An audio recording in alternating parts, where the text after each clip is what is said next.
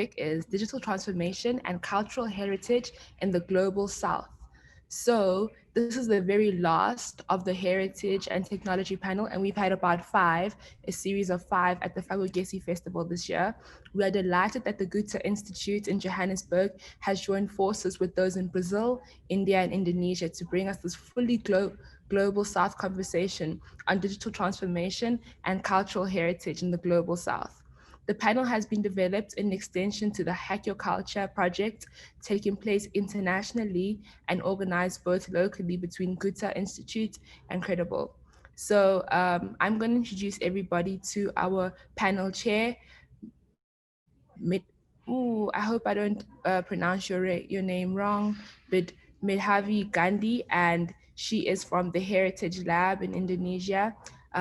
Welcome, and may everybody who's here please use the chat and the Q&A section to ask any of your questions. And please be aware that we do have people from all places in the world, and we have interpretation. So if you need to hear what people are saying in other countries, may you please make use of the interpretation function to hear what they're saying. So without any further ado, I'd like to hand over to the chair of this panel. I'm so sorry I said your name wrong. May you please help me? No, not at all, Natalie. This is perfect. Hi, everyone. I'm really excited to be here and welcoming all of you to today's panel discussion, which, as Natalie mentioned, is about digital transformation and cultural heritage in the global South. We'll be focusing on why it is so important for cultural institutions to make their archives and collections accessible and participate in processes of sharing and collective co-creation. My name is Medhavi, as you just heard. I'm from India, though not from Indonesia, and I'm going to be your moderator today. Joining me on this panel are some wonderful speakers from Indonesia, Kenya, and Brazil, and it's a pleasure to be introducing all of them to you before we sort of just get into a discussion. So I'm just going to start with introducing everybody. So our first speaker, Dr. Strada Luzandiana, who has been the executive director of the Indonesian Visual Arts Archive since 2018. She was the head of the Indonesian Visual Arts Archive program in 2016 and the director of the Archives Festival in 2017. She's been involved as a researcher and assistant curator in the 2015 Biennale Yoga called Hacking Conflict, and was the coordinator of the Biennale Forum Age of Hope in 2017. She also writes for cultural art magazines. She's the editor of Mata Jendela magazine and is involved in several exhibitions as well as art and research projects. She has a master's in religious and cultural sciences from Sanata Dharma University, Yogyakarta, with a thesis on backpacker ethnography, a critical study of community mobility and cosmopolitanism. She is currently developing programs related to decolonization, and we are going to speak about that, and a culture of documentation. So welcome, Liz Strada, and we are hoping to engage further with you. Our second speaker is Dr. Joki Gumi from the Nest Collective in Kenya. She's a writer, an artist, and a feminist thinker who has held positions in private and public healthcare sectors in Kenya. As a Nest founding member, she has been a co-writer, screenwriter, a script supervisor for all of Nest's film works, and is currently expanding her filmmaking practice as a co-director of The Feminine and the Foreign. Her keen eyes and ears are a critical component of the collective's post-production processes, and as well as its strategic and research outputs. In addition, she coordinates the Nest's external collaborative projects and serves as programs and strategy lead at the sister company, Heva. So welcome, Dr. Joki Gumi. We're looking forward to hearing your thoughts and views on the digital transformation processes and the climate in Kenya. I'm also very excited to welcome Dr. Christiana Serejo, who's the Deputy Director of the National Museum of the Rio de Janeiro Museum of the National Museum in Rio de Janeiro in Brazil. She's the head of the collections committee of the museum as well. My apologies for this mixed up introduction. She is also a current associate professor at the National Museum. And as a researcher, she works with evolution and systematics of the crustacea and supervises the master's and PhD students in zoology graduate programs at the museum as well. She's also a fellow of the Brazilian Crustacean Society and associate editor of Nauplius Journal. Internationally, she acts as an editor of some groups within the order Amphipoda from the World Register of Marine Species. Wow. So I'm really excited to welcome all of you. So much to learn from each other. And so, yeah, I guess welcome. And now that everybody's video is on and we can all see each other. So we've been discussing digital transformation, and I just like, especially during this pandemic, it's really accelerated all over the world. So I want to get started with asking you, what have been some of the most positive digital advancements or innovations to have emerged in the cultural sector of your country, of your region during this time? And feel free to jump in. We're not following a particular order. It'll be great to have everyone's contributions. So uh, uh, whoever wants to go first, maybe Strada, do you want to go first? Okay, thank you, Madhavi. Sure. It's an honor to be here. My pleasure. Well, yeah, pandemic has indeed played its role as a game changer. Like, um, like what you said before, that it brings acceleration in our digital culture. And during this pandemic, everybody is challenged to have strategy in continuing and running the programs as cultural institution as well. And before the pandemic, we have to adapt with this digital transformation, but this pandemic has fastened, accelerated the process. And at some points, digital media is a solution in order to be able to communicate during physical distancing.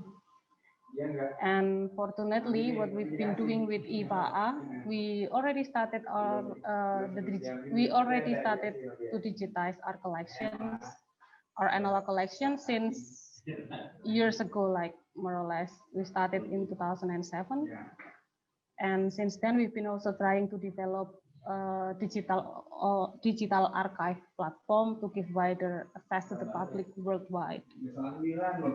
And we've also been working with several cultural organizations to develop Indonesian Cultural Archive Network. And we collaboratively with other cultural organizations develop skills of digitation, develop other programs to activate our collections. Well, basically, yeah, the pandemic has reminded us that digital transformation is a solution, but it's still challenging in terms of infrastructure situation, in which one of the tasks of IFAA is data capturing. So before the pandemic, we went to cultural events directly and recorded the works of art and recorded the situation of the event on the spot, on ground. But yeah, we have to create a strategy in which, in this situation, in this physical distancing situation, and when we were hit by the pandemic, in the first few weeks, there were no cultural event taking place. Like everybody were staying at home, and as the time goes, we're forced to have strategy to cope with the situation. And few months later, there were many initiations started, and it has also reminded us that creating events online could be much more affordable, and at some points could be easier and faster. And it also reminds us that sometimes we waste too much time and energy to travel for having discussion or for having conferences, while it can be done like this. I mean, it's probably much affordable, and well, yeah, sometimes uh, it's a solution, and it has opened many possibilities that probably we didn't really think before. Thank you.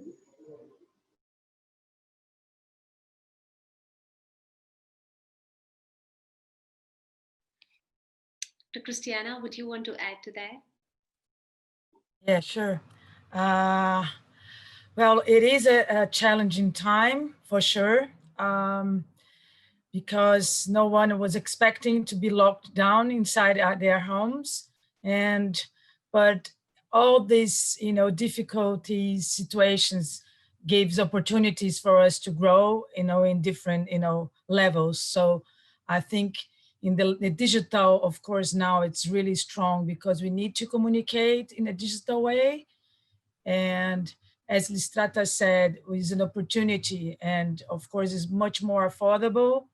On the other hand, we got many courses happening down here in Brazil, many conferences.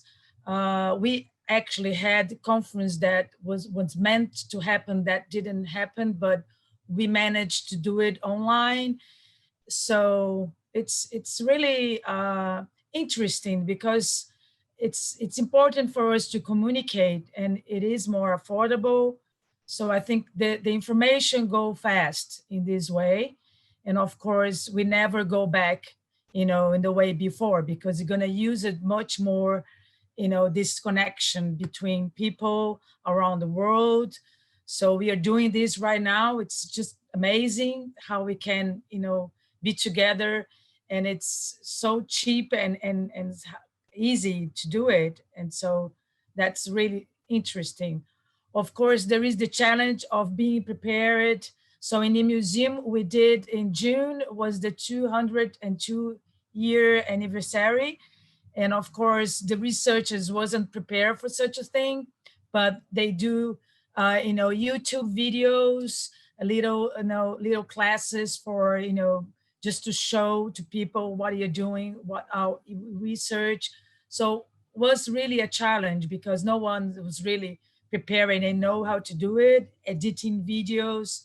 So we needed to be more maybe professional with that, so we can use digital way to do in a proper way, in a beautiful way. And so that, I think that's the challenge. But I think we are not going back for the pre-pandemic time. So I think we gain a lot in this situation. So that's what I think.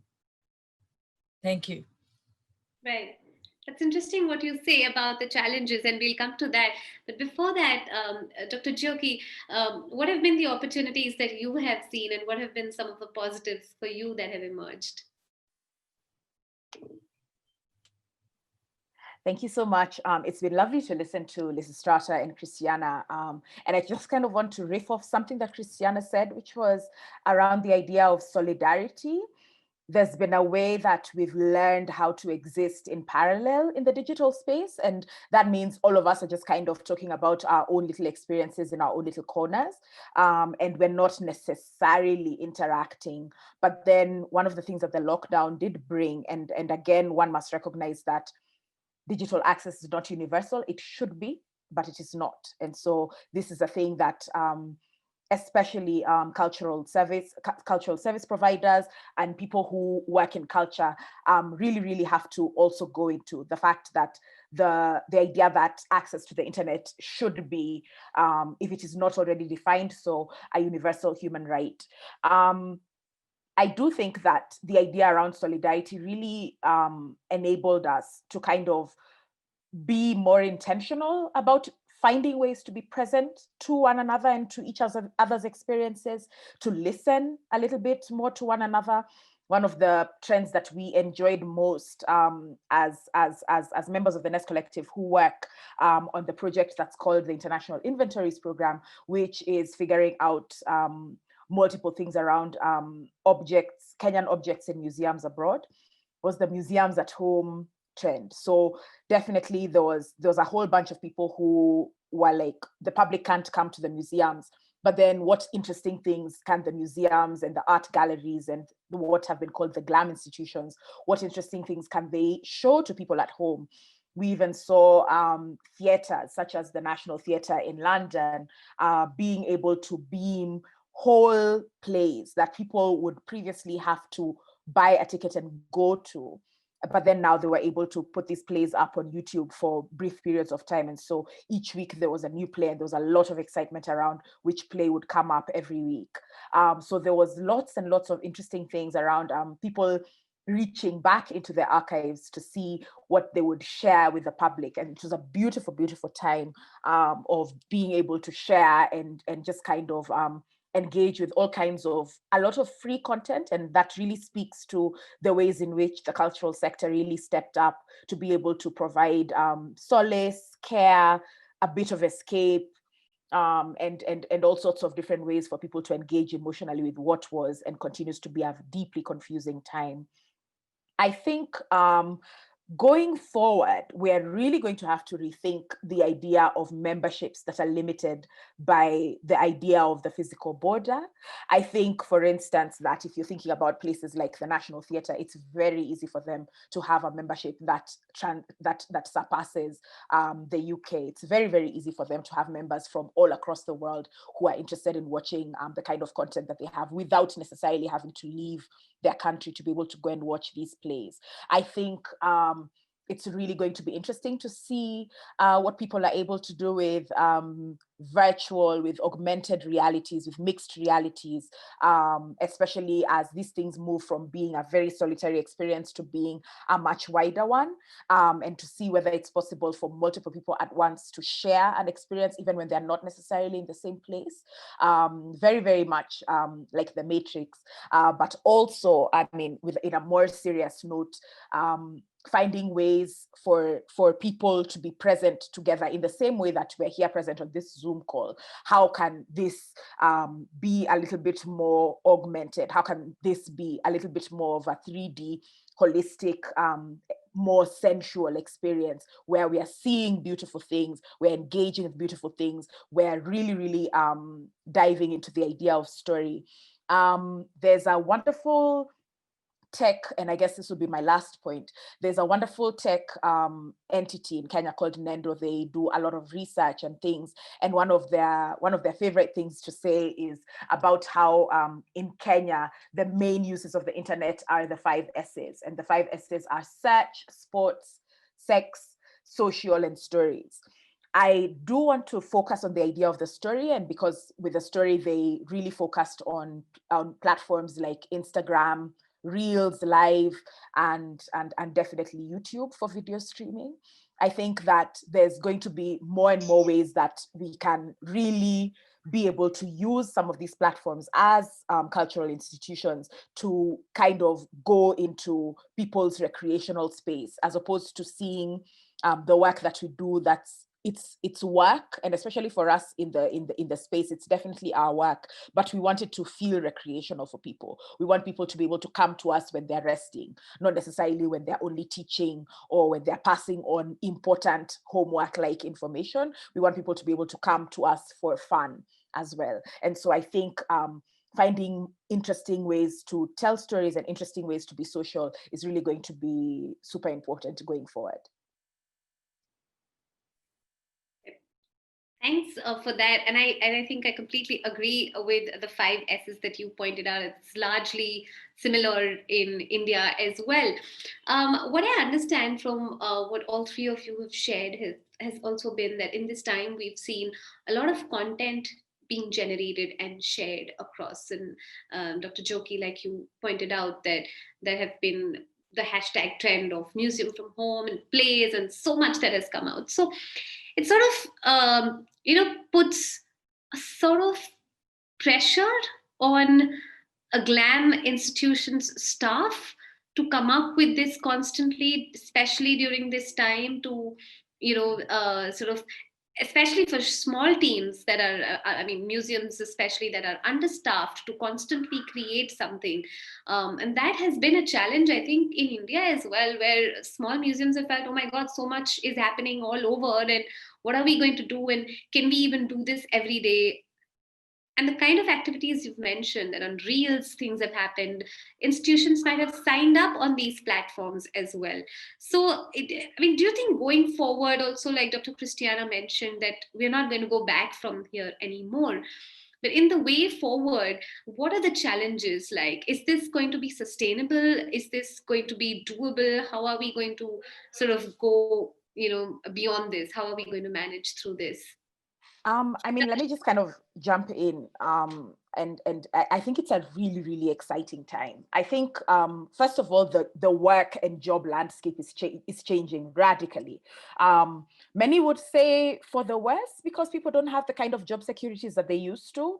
You don't go to a job and get the kind of perks that people were used to before. There's so much more work being done by people as consultants. So it's been kind of distilled to, you come and do your deliverable and charge me an amount that means that you can take care of yourself. And sometimes that amount is not even necessarily guaranteed. So there's many arguments to be had. And of course, you can see the way this conversation is panning out with the ways in which Uber and governments and labor unions and gatherings are having some really, really deep and very, very important conversations as regards what the future of work looks like. That being said, there's a whole bunch of, I don't think small institutions need to take on the entire pressure of doing some of these things. There's so many people that are doing remote work from home, etc., that would be really willing to come in and do all sorts of trainings, whether it's a training of the existing staff, whether it's being able to take this job as a contract and do maybe twice weekly posts or things like that, to ask people, help people figure out who exactly are your digital audience, or who do you want to be your digital audience, and then how do you reach out to these people in this space? How do you grow an audience that's interested and engaged? How do you reach out to these audiences without necessarily needing them to come to you? How do you attract even an international audience? How do you frame even your coming exhibitions and things like that to attract people who are thinking about the space from very far? Sometimes it's not even terribly far, like another country. It's very far, like the next town, where it would probably be an hour or so to drive. But then in their regular life, this person would never come your way, but then you're still interesting to them because you're just an hour away. So you're far, but again, you're not too far. So I think there's a lot of people, and not necessarily just young people, because one of the things that people really love saying is how, oh, young people, the internet, it's not necessarily true. Because the internet, there's so many people who have been able to figure out ways to learn. There's a lot of even free online courses or relatively affordable ones that GLAM institution staff and personnel can take on platforms such as Domestika, which do all sorts of interesting and beautiful courses that then somebody can take and say, let me figure out Instagram. So instead of thinking about the whole big digital space as this juggernaut mountain that I'll time, why don't I just pick one thing and start there? So especially with a museum, which can be a very visual space, then you say, okay, fine, let me figure out Instagram and see how that would work. Or maybe there's somebody who just really likes having fun.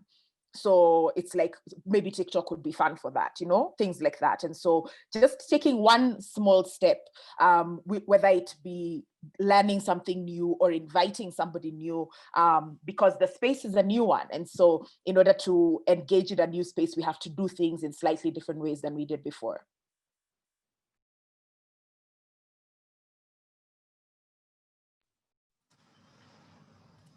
Shall I go and speak a little bit? Yeah? Yeah, absolutely.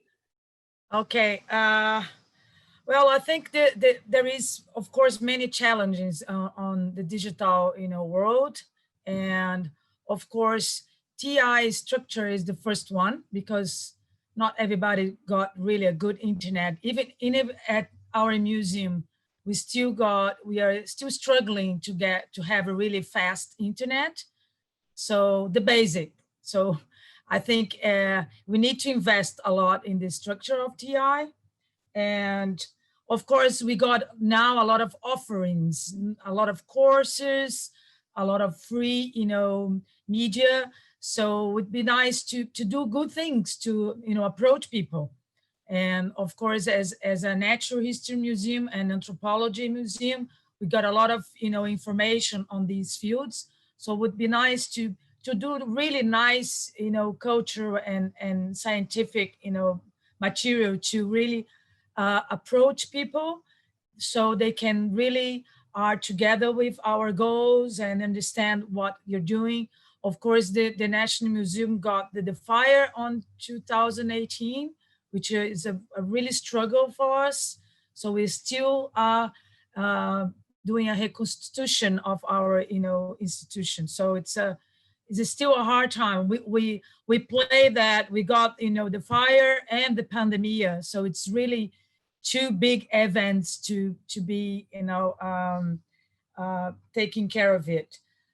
But you got two ways of, I mean, when we're talking about digital and the media, we got the Instagram, we got the Facebook and YouTube, which are more like to put out what you're doing away more to the society. But we also got the research information, and this part we are also taking care of it to digitize our collections and to make it available for more wide audience for researchers and the governments who are taking care and deciding, environmental problems, biodiversity, challenges, um, climate change. So we got this more media, interface, which is for more general people, but we also working on to bring, scientific information to a wide audience. So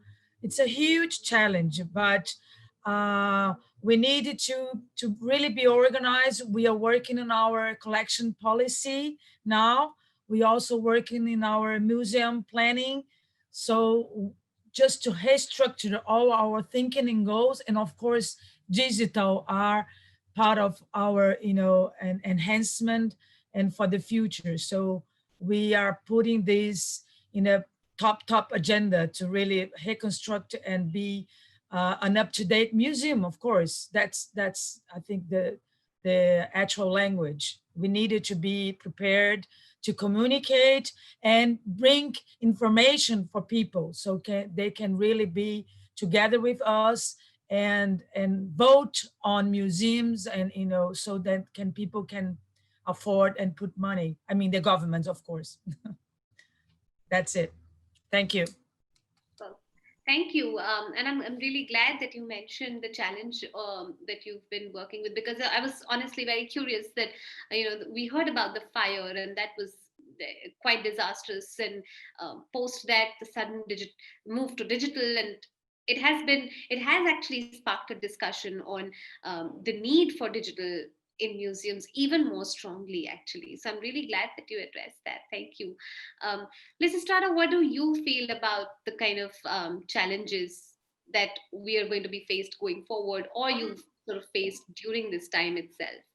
Yeah, it is still a hard time. It's still challenging, considering that the digital advancement, the infrastructure, in terms of the infrastructure, is still there is still huge gap. Like in many regions, the condition is different from one another.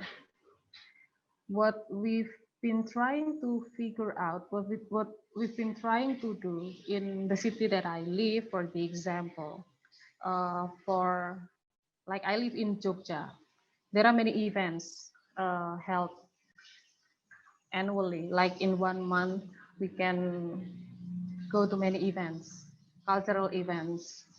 What we've been doing so far is it's probably a good time to re-evaluating what engagement is. What's the meaning of public for institutions like GLAM institutions? For the example, like if we have to, for some people, like online museum or online exhibition doesn't really, well, of course, it brings different uh, um, impression for those who wants to appreciate the works of art, or because in the exhibition it's not only the works to be exhibited, but there is also conversations among people, the meeting among people, and the liveness of this meeting, the liveness is irreplaceable. But we've been trying to reevaluate what engagement is by making kind of limitation of the audiences in each day or each sessions of the day. So we kind of make a list of the public to be the target audiences that as priority of audiences, so that we give them invitation, we invite them and put them in priority. For the example, if we create exhibitions that is targeted to kindergarten teacher, for the example, then we invited them specifically to come and to have maybe site-specific teaching, or yeah, since we have limitations in terms of the public who can come to appreciate, for the example, events or museum. So we have to be really careful with that and make kind of targeted audiences. That's one of the strategy outside digital solution that probably I can also share in here. Right. Thank you. Thank you, Strada, for sharing. You mentioned that there is the challenge of digital infrastructure. Dr. Christiana mentioned that they've been opening archives to people and working their way around that. And Dr. Joki sort of mentioned the gap, the digital skills gap, and how GLAM professionals can be supported through various ways on building digital skills. So let me ask you all individually to rate these three things in order of importance, one being most important and three being least important at the moment for your institution or for your region or from your country. I think it would be great to know from all perspectives that what you feel is most important or the most priority right now out of digital skills, digital infrastructure, and opening access to digital cultural heritage, enabling participation with open access archives. So, Dr. Joki, do you want to go first on this? Absolutely. I think I would, and I'm going to cheat a little bit. I think I would put digital skills and infrastructure as kind of feeding into one another. And then I feel as though the access to the cultural archives is almost a natural outcome from that, because the minute people begin to engage more digitally, definitely the archives will be part of it, but it'll also have room for speculation, for co-creative ways of storytelling, for deeper ways of audience engagement, and this kind of space where we diffuse the line between the expert or the academic or the curator and the audience member who's just kind of consuming a thing that has been put up for them to see. One of the things that has been so difficult, especially around museums, and that has been a really difficult thing to let go of in the wake of the coronavirus and the lockdown, has been the move towards making especially museum in exhibitions much more interactive. And one of the biggest things that, I mean, we've not necessarily even had to deal with it right now, but we'll be dealing with for quite a while after whenever this ends, is the general fear of being public in the way that we were before. You can't just go out and start touching surfaces. You can't just go out and start putting headphones on your ears and then somebody else comes and puts the headphones on their ears. Now we are really in the place of needing to sanitize everything. Before the coronavirus, like, somebody could put the headphones on their ears, listen to a museum exhibit, to put it down and go, and then somebody else can come and pick it up. Now we're not in that place anymore.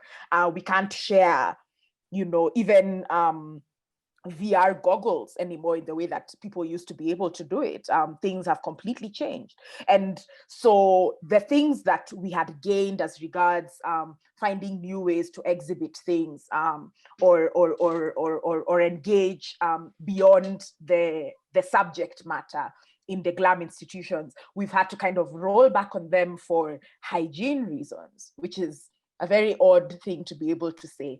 But then now figuring out ways in which these things can exist digitally. And I mean, beyond the very important work that Google has done, which is to just kind of ramp up engagement on a national level of matters of national interest. But then because things are much less national now than they are community driven because of the smaller ways in which we're having to think, I think things are going to become a little bit more nuanced, a little bit smaller, a little bit more intimate, and we could just kind of dive deeper into that than focus on huge numbers and huge gatherings. I think the value system is going to have to shift a little bit. So I would put the skills, of course, feeding the infrastructure at the top, and then whatever outputs, including access to digital archives, comes next.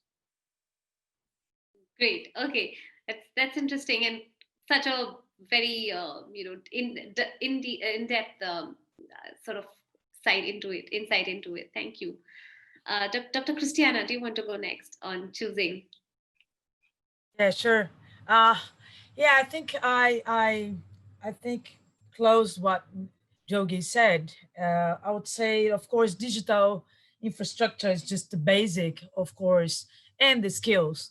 So we needed to train a lot, people to this new world. Of course, we've been using digital media for many years, but now we are forced in a fast way.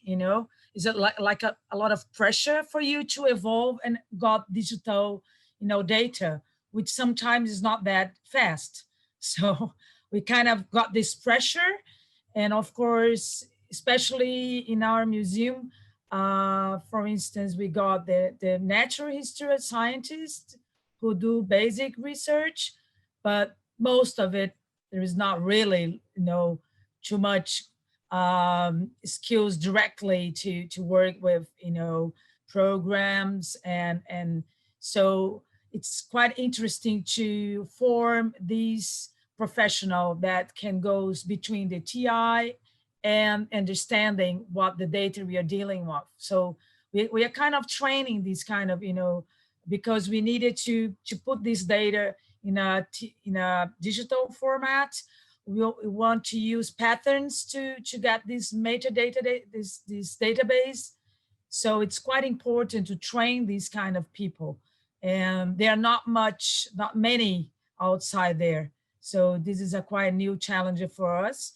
And of course, the output, I think, is in the end, because once you kind of reach the infrastructure and got skilled, people with you, the outreach it's kind of, smoothly coming out. So now we are working on a workflow of our data, especially repository, so we can have images, sounds, PDF attached with the information, and we also programming, so the information are all set. So it's quite interesting how we can evolve, and then in the end it's beautiful because we got a really nice workflow. Some museums already got that, as for instance the Natural History Museum of London that we've been working together.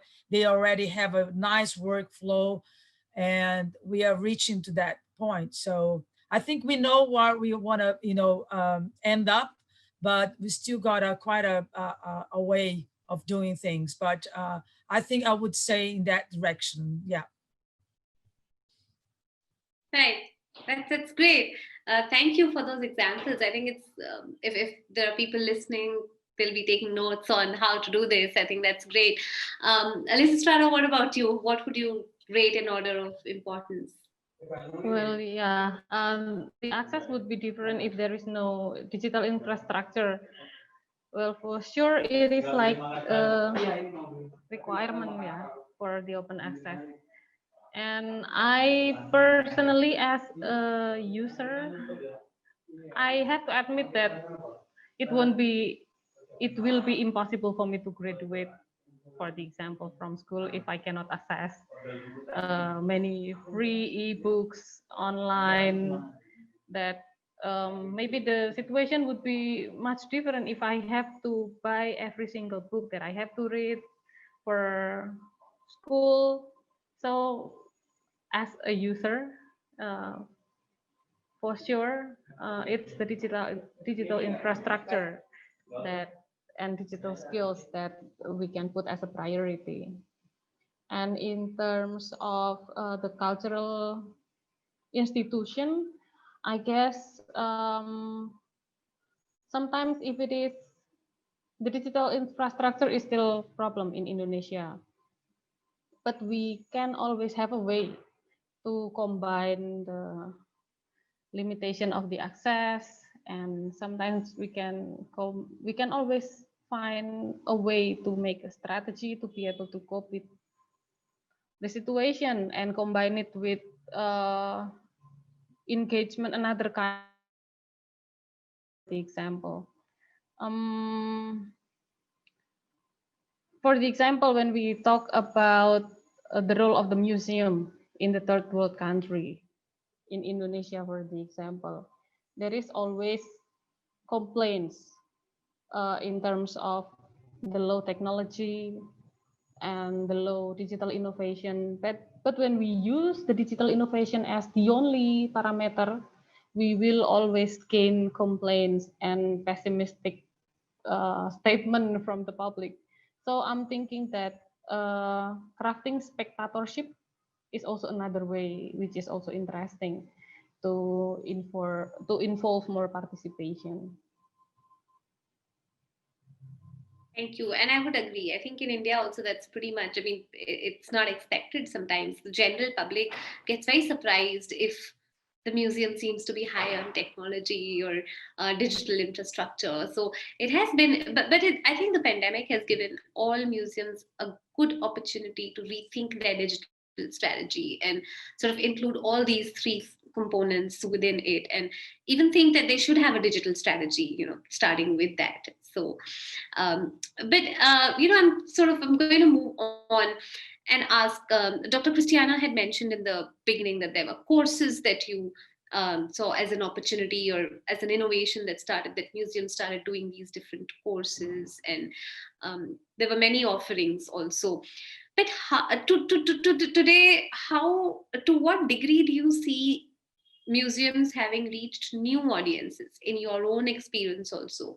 And how do you think digital can help museums and GLAM institutions reach audiences that they have never spoken to? Because we operate in that bubble of academicians and people who anyway would visit the museum or who have heard of the museum. But how do we use digital to reach those people who were probably unlikely in the first place to have heard about us or come to the museum maybe? So what has been your experience there? Have you seen a shift, or how do you plan to use digital in future? Anyone can start. It's just I can jump in. I think the first place to use digital is by cycling back to data. What is the data telling us about our audiences? What is the data telling us about the things that our audiences are interested in? There is a kind of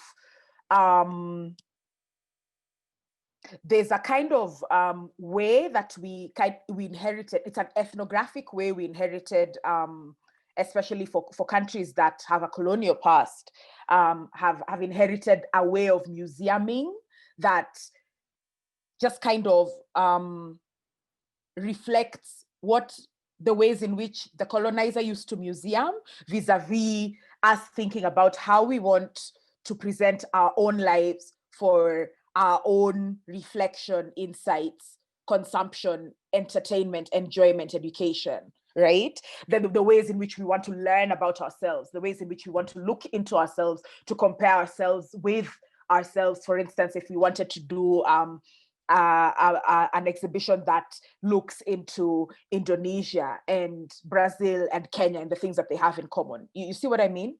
So there are ways in which I think we should hearken to our own curiosities as artists, as scholars, as researchers, as curators, as museum and GLAM institution personnel, as well as the curiosities of our audiences. If I go back to this list of 5 things that Nendo published that Kenyans are interested in, which are which tells us about our own internal curiosities, because Kenyans are always Googling things. And then there's sports, sex, social, and stories. So which museum has done an interesting sports engagement, or has looked into sports as a way of engaging the public very directly? And have they figured out a way in which you plug into the ways in which the public are using social media to then start talking about these sports? One of the biggest interplays of the digital space and sports, especially in the region that I come from, is the space of betting and sports betting. And so how would you engage with that topic from the perspective of a cultural institution, right? So the minute we start being deeply relevant to people's lived experiences is when the people will be like, oh, these people, it's like they care about who we are. They're not just coming to tell us about like a collection of random vases that they found in their store. They're very interested in who we are and what we are interested in. And so that when you've proved yourself in that way, the minute you want to start telling the public again about your vases, the public will be like, maybe these vases are interesting. Let's listen to what these people have to say, you know? So finding a way to find what we have in our stores, the data that we have in our archives, the objects, the stories, the histories that we've collected in multiple books that people have put in theses, etc., and finding ways for those to just kind of deeply engage with the public as they are now. You can do an exhibition about sex that is family friendly. It is possible. You see, so the conversation about how that is possible, and to now kind of tease the public into having a conversation about, is it possible to have, and then everybody will jump in with their opinion, and already you have a huge engagement around a thing you've not even done, right? So I really think that beginning with the data and then asking ourselves, what are people really interested in, and how can we begin to plug into that as a way of aligning our interests in our lives? Right. I think that is just so bang on and spot on there. And I have to say, I agree with the data thing, because so far in my experience, I have not seen many museums over here in India take count of their data, not going into insights even on social media to dig deeper as to the demographics or who's coming. And these days you get all those digital ways to sort of just know that what did visitors like the most, or what route they took, so you sort of know which things have been most popular, which photographs did they download from the website, or how many comments something got. I like that you mentioned the thing about data, and also the fact about what interests the audience. Sort of comes to my mind that one of my favorite museums, and sitting here in India, I can say that, is the Field Museum in the US, and how they sort of come up with very interesting subjects like chocolate. Everybody loves chocolate. I know very few people who don't like chocolate, right? And then they go into the science of it and the history of it, and that's what is most important. But interestingly, to present their chocolate exhibition, they actually collaborated with Kraft Foods, reaching all of the people who would buy a Kraft Foods item, right? So I think those kind of collaborations are also very important to sort of focus on while talking about topics that are very important. Thank you, Dr. Joki. I think that was really great. Christiana, do you want to share about your experience and in reaching new audiences? Yeah, I think 2 words on that. It's engagement, of course, and the belonging. I think you need to dispertate on people that they belong to that museum, the culture, especially when you're talking about the National Museum in Brazil. It's the National Museum. We are the first museum built up in Rio. We got 202 years. Of course, it was built by the colonial time. So of course, in all the different grounds, but we represent a lot of our history, our in anthropology fields and natural history, which is the biodiversity. So we are really strong on putting up the biodiversity of, the Brazilian biodiversity. So nowadays we are starting we need to exchange with the population for them to use, the experts. Nowadays, most of these kind of museum got something called citizen science, where people can ask questions, bring up pictures to try to understand and identify material. And this really come people too close to the museum. So I think this partnership and trying to understand what people really want to know, it's quite interesting, and we needed to do that. Of course, there is exhibition, because we kind of burn our exhibitions. We are in a new time of understanding how we're gonna build up our new exhibition. So we already have some planning. For instance, we're gonna build up a historical circuit, which is the front of the palace, where we have the monarch, rooms and such and such. So we're gonna have an historical part, universe and life section, cultural diversity, and the Brazilian biomes. So this is the four axes that we're gonna work with. We also did some general question to the public. So we kind of interchange with the population to try to understand what people wanted to know about the museum. So we are in this phase of reconstruction, which is it's was devastating, but it's a kind of rebuilding, and it's a kind of opportunity for us to show that we can do it in a more sustainable way, and of course connected with people wanted to hear about us. We also do taxonomy. Taxonomy is the science that describe diversity. So it's quite we wanted to explain to people what is doing, how we do that. And that's also quite interesting to put, so people can understand how important it is to invest, in this kind of science, so we can protect our fauna. And so I think all these kind of things are quite important. So the belonging and engagement is essential for nowadays, and people needed to be aware of these, things. So it's not just from above to below. We needed to do it together. That's the big thing. I, of course, have to agree that it has to be done together. It can't be a top-down or bottom-up approach, either of that.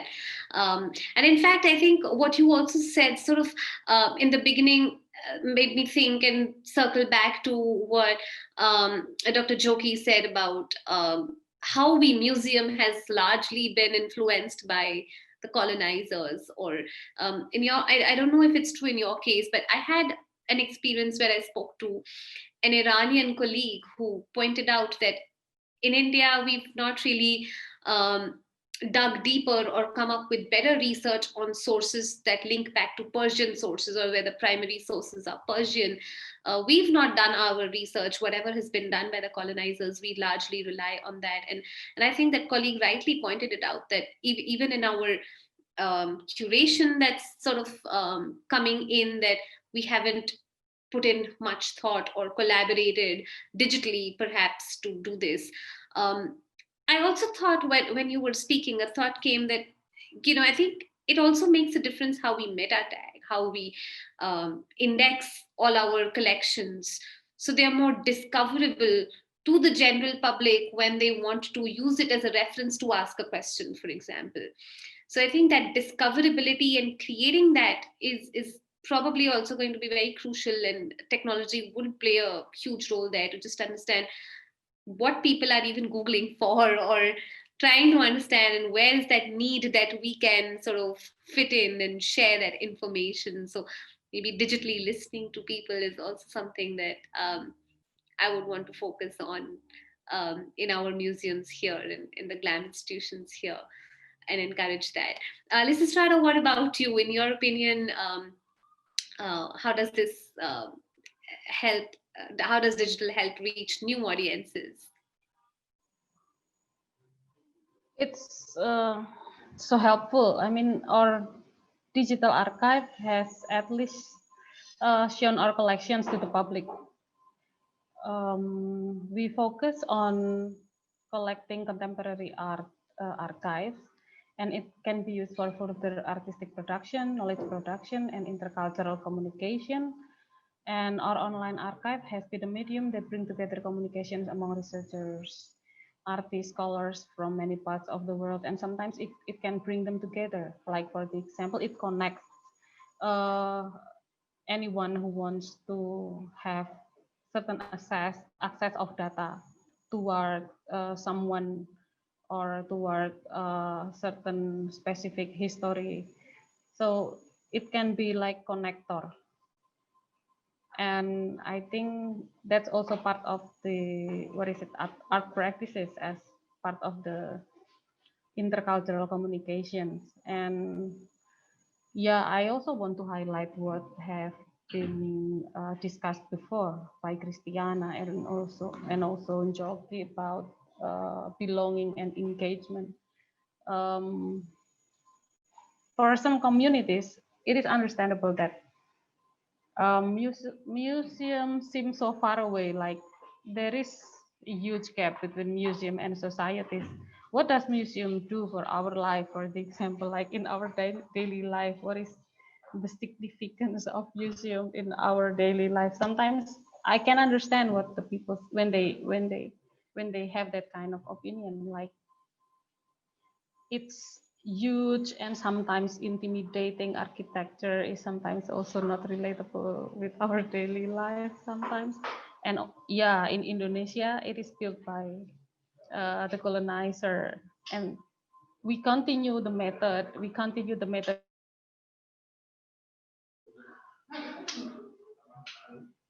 it shows that at some points I do agree that museum is mostly built for the interest of the regime, the people. And the biggest challenge, whether it is by digital media, is to distribute uh, the belonging, to distribute, to reclaim the history, to reclaim our narration. That's what I'm thinking. That is the priority, and it should be, the digital media should be used for that spirit. I just want to say I love what Lisa Strata said about distributing belonging. Because, like, if you think about, some people have too much belonging and some people have none, which is the baseline of how we describe privilege and access. And so I just wanted to say I really love that particular phrase, the idea of distributing belonging. I agree. I just wanted to add something just short in that situation where you're talking about kind of decolonization, also a little bit. Our ethnological, collection nearly burned at all in the fire, and our ethnologists are getting new material from the Indians here in Brazil, and they are all really keen to help rebuild the museum. So it's quite interesting how these tribes are together with the scientists to bring together, these new artifacts to rebuild the museum, as we are one of the main, researchers who studied the Indians and their language, their tribes. And so it's quite interesting how we are together with the Indians to rebuild these collections. And this is really completely different from the time of the Portuguese here around here, which was just, completely different. So we are really aware of being together with the tribes and it's quite interesting how we are going to rebuild this history. So they're for sure feeling belonging to that, new collections and exhibitions that is coming in the future. Right. And has there been a way of engaging them digitally, or it's a more personal engagement there, Dr. Christiana, with the community? It's personal and digital. There is both. So there is a connection about getting the collection itself, a physical collection, and they are also working on a digital collection. So even for instance, images from Indians, the Brazilian Indians, there is abroad, there is a, we don't like to use the repatriation word, but taking the information of the Brazilians that is outside. So we do have some step in these directions in the ethnological field and also the botany fields. So we kind of bring together the information of the Brazilians that is abroad in a digital way, which is much easier than the piece itself.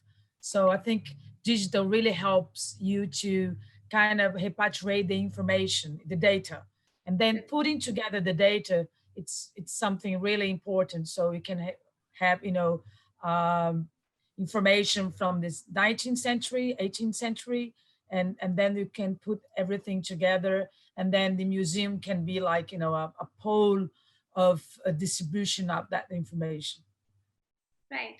And I think that's a very important conversation and probably an entire panel discussion in its own self, because the very objective of digital, in a way, is to erase these borders, right? These physical borders. And in that sense, how do museums, or how does digital technology help decolonize museums, or help the colonized museums, I mean, in colonized countries, erstwhile colonized countries, bring back data, like you said, and present a pool of information to their visitors and audiences. I think that's a direction that, and that's a conversation that is shaping up. And I'm glad that we had this in this Global South digital transformation panel discussion, because this is also a discussion that has been very tilted towards the global north in a way, that has been happening, the whole discussion about decolonizing museums. I think this voice has been so important, and the digital will have an impact moving towards a more global museum practice as well. I think that's something that remains to be seen, and maybe a time for another discussion at some point again with all of you. But for now, I think our clock has ticked, and we do not have any questions from the audience. But we do. Natalie, do we have something? We have one Okay. question Okay. from NMM Art Museum, and they've asked, digital archives are generally accessed on screens and therefore flat. We have objects that are best viewed three-dimensionally. Have you come across good apps or tech that you use to digitize three-dimensional objects? So yeah, we just have one question, and that is the question.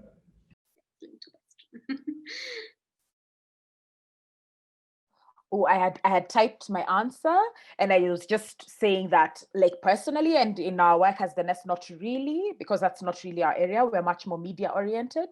But then there's some really cool people like the artist Melissa Alela, who is a Kenyan artist who's been working on using VR techniques to explore cultural objects. So I've put a link to where she's kind of been exploring that. Great. Everyone has that link. I know. I think during the Hack for Glam Creative Commons Global Summit, there were 3D objects that were created. I'm not sure of the platform that was created, but the Hack for Glam platform is pretty much still there. I think I can check maybe and quickly get back while someone else tries to answer this. Well, we had such an initiative before the fire. We had a team in the museum that was doing CT scan and on the mummies.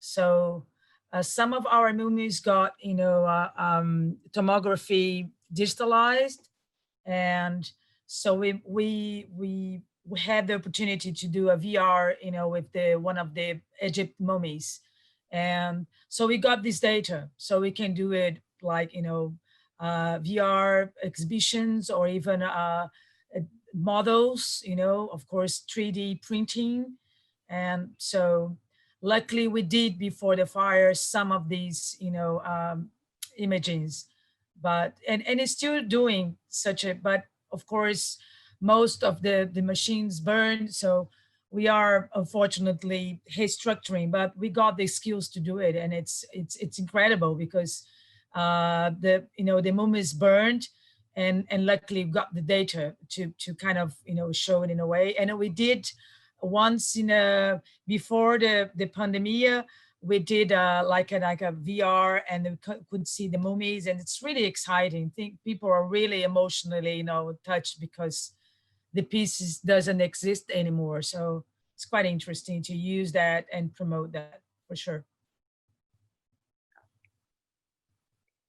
Well, thank you, Dr. Christiana, for that. We don't have any other questions, do we, Natalie? No. But thank you all for being such an excellent panel. This is great having this exchange with you. And I hope that this will be possible in the physical sense someday, so we can discuss this more passionately outside the conference as well. Thank you, everyone. Thank you, Natalie, and thank you for having me as well. Thank you so much to our chair and our panelists. I think this conversation was really great and important. And thank you once again to everybody who's joined us. Thank you for coming to Fawugesi Online. Join us soon. We have so many talks, we have so many panels, so many workshops. I hope everybody has a lovely Friday, and goodbye. Thank you, everybody. It was really nice to have this conversation. Very I quite necessary like this, Natalie. conversation. I love it. Oh yes, this is the Fawugesi official This is really filter. nice. We How cannot it's take the eyes on you, like, kind of. Thank you, Christiana. Bye-bye. Thank you, everybody. Take care. Goodbye. Good Take luck care. with your museums. Good Yeah, weekend. take care. Bye, everyone.